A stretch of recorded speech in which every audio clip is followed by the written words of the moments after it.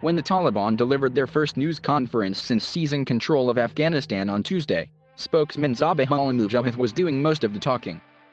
Mr. Mujahid fielded a wide range of questions from reporters in the historic press conference, in which he claimed that the rights of women would be respected within the framework of Islamic law. For most journalists watching, something else was also significant. It was the first time they had seen his face. For years he has operated in the shadows, only a voice on the end of the phone. The spokesman sought to strike a tone of conciliation, telling another reporter, "We don't want any internal or external enemies."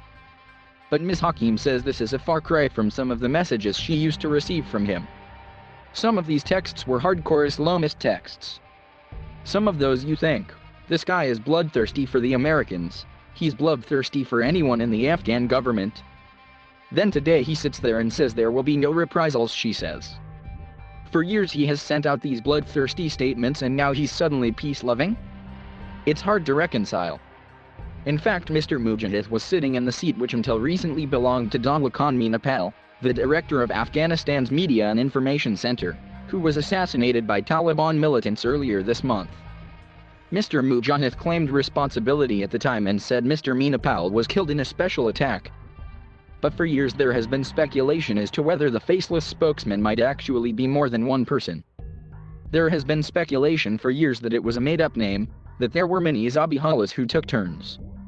Now of course we are all accepting this as the Zabihullah Mujahid. Maybe he isn't. Ms. Doucette says. Ms. Hakim says the mystery is all part of the Taliban playbook. That's what the Taliban are, they're organized and ideological, nothing is done by accident. To create mystery around a single person, suddenly he appears on screen. You couldn't write the script better, she says.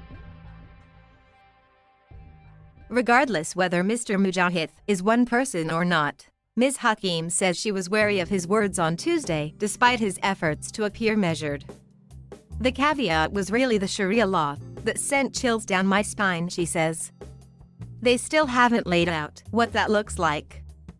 That's the thing with the Taliban. They're deceptive, they're charming, they know how to use the right language, but you're never quite sure whether you should believe them or not, she says.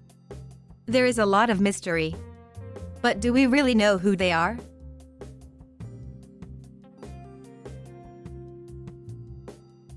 Thank you for watching. Please subscribe